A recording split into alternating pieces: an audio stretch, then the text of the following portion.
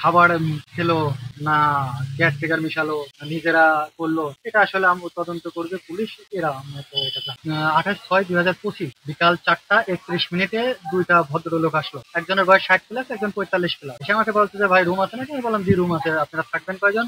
তো ওই যে 45 প্লাস নাম, উনি বলতেছে যে আমি, আমার ওয়াইফ আর আমার একটা প্রতিবন্ধী ছেলে আছে 15-16 বছর বয়স। আমি বললাম যে আছে, আপনারা নন এসি না এসি? বলছে এসি। তাদের আমরা 103 ও 105 রুম দেখালাম। দেখানোর পর তারা 103 পছন্দ করলো, 103 এন্ট্রি করলো। এবার ওনার কাছে বললাম যে আপনার এনআইডি কার্ডটা প্লিজ। বলতেছে আমার তো বিদেশে থাকে, আমার এনআইডি কার্ড নেই, আমার চাচার আছে, আমার চাচার কার্ডটা কি হবে? আমি বললাম আচ্ছা দেন, আপনার চাচারটা দিলে হবে। তো ওনার চাচারটা দিয়ে এন্ট্রি করে 4টা 31-এ এনারা আমাদের এখানে এন্ট্রি হলো। তার 15 মিনিট পর ওনারা রুমে চেক ইন হলো। রুমে যাওয়ার সময় ওনার চাচা আর হচ্ছে মনির আর নাসরিন আর হচ্ছে ওনার ছেলে নাই, এই চারজন রুমে গেল। কিছুক্ষণ পর ওনার ওই চাচা রফিক উনি হচ্ছে বের হয়ে আসলো। বের হয়ে তার কিছুক্ষণ পরে বাইরে থেকে প্যাকেটে দেখলাম খাবার নিয়ে গেল। খাবার কিনে নিয়ে যেয়ে তারপর কখন বের হয়েছে এটা আমরা আসলে জানি না। আর আমার ডিউটি সকাল 10টা থেকে রাত 10টা পর্যন্ত। রাত 10টা পর্যন্ত আর কোনো খোঁজ খবর পায় নাই, কোনো রকম আসলে তাদের রুম থেকে কোনো ইনফর্ম আসে না, কিংবা ওই ওনার চাচাও আমাদের কিছু বলে না। এবার আমি আরেকজন ডিউটিতে ছিল, সেও আসলে জানে না, কোনো তাকে কোনো ইনফর্ম করে নাই সারা রাতে কিংবা সকালেও বলি নাই। এবার পরের 29/6/2025-এ সকাল 11:30টার দিকে কেয়ারটেকারের মেয়ে রুম থেকে আমাদের ফোন দিয়ে বলতেছে যে ভাই আমাদের এই ছেলেটা উঠছে না, একটু আসেন তো।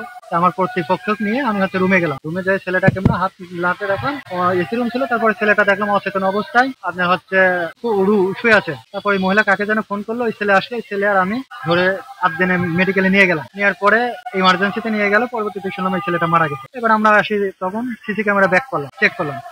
সিসি ক্যামেরা চেক করে দেখলাম 9টা 34 মিনিটে ওই চাচা, ওই মনিরের ওয়াইফ, তিনি রুম থেকে বের করে রিক্সায় উঠায় হাসপাতালে নিয়ে গেল। তার 2 ঘন্টা পর আবার উনি আর একটা ছেলে আর উনার মেয়ে 3জন রুমে ঢুকলো। পরবর্তীতে ওই ছেলে আর হচ্ছে রফিক, ওই চাচা মিলে ওই মনিরকে আবার হাসপাতালে নিয়ে গেল। নিয়ে যাওয়ার পরে আর তারা আসে না। তারপরে আমরা পরবর্তীতে জানতে পারি 3জনে মারা গেছে। পরে পুলিশ আসলো, সিআইডি আসলো, র্যাব আসলো, ডিবি আসলো, পিবিআই আসলো, সবাইকে আমাদের সিসিটিভির ফুটেজ গুলো দিয়ে তদন্ত করছে।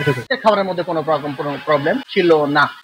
এটা আমার কথা কেন, পুলিশের কথা, পুলিশের কাছে ওরা না স্বীকার, এটা আমি বলবো না। আর আমার খাবার প্রবলেম হলে তো 3 জনের হবে না, 300 জনের হবে, 30 জনের হবে। কেউ তো কোনো কমপ্লেন নিয়ে আসে নাই।